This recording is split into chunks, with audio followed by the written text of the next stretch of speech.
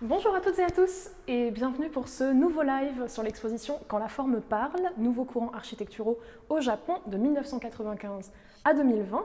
On est toujours au FRAC Centre Val de Loire et aujourd'hui je vais vous parler d'une œuvre qui s'inscrit dans la première thématique de l'exposition qui s'appelle Forme et environnement. Cette œuvre, elle est juste ici, c'est cette maquette d'un architecte qui s'appelle Hata Tomohiro.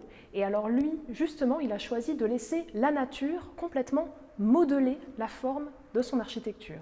Son projet, c'est une maison privée qui est située dans un quartier résidentiel d'Osaka et c'est un projet qui a été construit en 2018.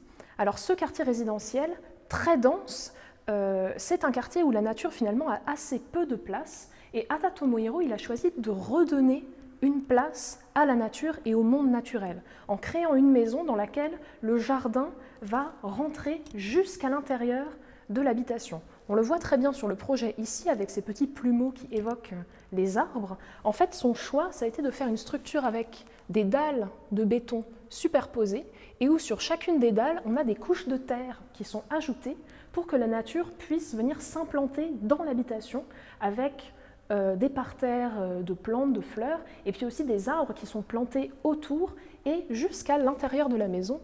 On l'aperçoit juste ici. Alors, le choix de Hata Tomohiro, c'est en fait de dire que dans ce quartier résidentiel qui est situé sur une grande plaine au pied des montagnes qui domine Osaka, c'est que sans doute avant cette intensification de la construction, il y avait sans doute de grandes forêts qui ont complètement disparu. Et lui, il choisit de créer comme une forêt en miniature à travers son architecture. Pour lui, l'architecture, c'est comme une mini-topographie, un mini-paysage. Et donc, c'est ce qu'il choisit de faire ici, de recréer ce paysage à échelle réduite. Alors, ce qu'on aperçoit ici, c'est que le projet, finalement, il a aussi une grande souplesse. On aperçoit ici, vous avez des grandes courbes, comme si on avait retiré des morceaux des dalles. En fait, il a choisi, pour donner toute cette place à la nature, de découper son architecture pour que les arbres puissent déployer leurs ramures et prendre leur place et combler les vides de l'architecture. Alors pour ça, il a fallu faire un travail en amont qui est assez important de modélisation 3D des différents phénomènes naturels de la région. En fait, il a pris des données météorologiques sur plusieurs années dans ce quartier précis et ça lui a permis de créer des simulations du vent, de la manière dont le soleil illumine cette parcelle où allait être implantée la maison et pour ainsi créer une forme qui est optimale pour que les habitants puissent bénéficier du maximum de lumière et aussi pour que l'air, le vent circulent librement à l'intérieur des espaces. Donc ça, c'est un travail qui a été fait en amont qui est assez important et ça lui a permis d'obtenir une forme qui laisse la place future à la croissance des plantes. En fait, grâce à ces données météorologiques, on peut prévoir quelles formes vont prendre les arbres, par exemple, et donc ça lui a permis de découper l'architecture de manière idéale pour que les arbres puissent ensuite se déployer. Et alors, petit détail aussi, il choisit pour la structure même de l'architecture d'évoquer des branches d'arbres. C'est ce qu'on aperçoit ici sur la maquette où on aperçoit les poteaux métalliques qui soutiennent les différentes hauteurs de la maison.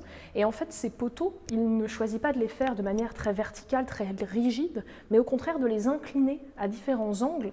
Et en fait, ça lui permet d'évoquer des branches d'arbres qui soutiennent des feuilles. Donc c'est une manière aussi d'évoquer la nature dans la partie la plus technique, la plus industrielle de cette maison. Et alors ici, on est sur un projet de maison privée, donc finalement à échelle humaine, dans lequel le jardin se faufile jusqu'à l'intérieur de la maison. Mais Hata Tomohiro, il a aussi fait une projection de ce système pour des architectures à beaucoup plus grande échelle.